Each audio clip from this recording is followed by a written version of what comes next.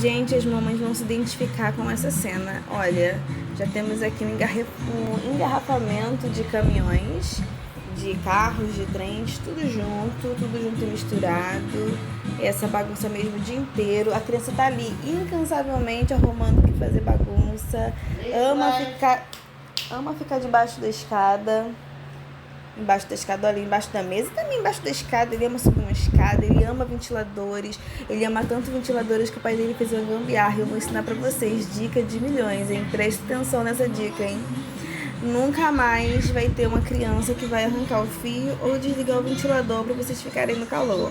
Pega essa dica, ó, o pai dele pegou o ferrinho, abriu, colocou lá dentro, não sei como, gente, e amarrou por fora. Olha, tá firme, não dá pra puxar, ele não puxa mais. Olha, e ele pegou câmera de bicicleta vazia e fez essa outra gambiarra aí. Veja bem, hein? A gente liga o ventilador, bota na posição que a gente quiser. E agora o que a gente vai fazer? Vai prender ele de um lado pro outro, para ficar bem firme e a criança não conseguir soltar também, hein? Essa dica aí vocês segurem, porque isso vai salvar a vida. E nesse calor, então, a gente precisa de ter paz. Com a mão só fica difícil. Nessa hora ele já veio, olha, veio arretado, porque ele viu que tava sem o negócio e ele queria ligar. Olha como é que fica com a mãozinha, gente, ali. Que nervoso, ele deixa a gente no calor o tempo todo, porque não adianta, é uma batalha perdida. Como batalha perdida, a gente resolveu vencer.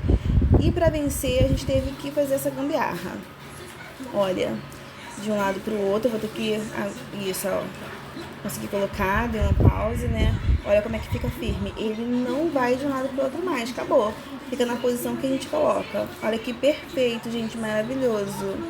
Olha o menino veio, mas não tem mais, gente, não consegue, olha, ele vai desistir. Gente, me segue para mais dicas, um beijo, tchau!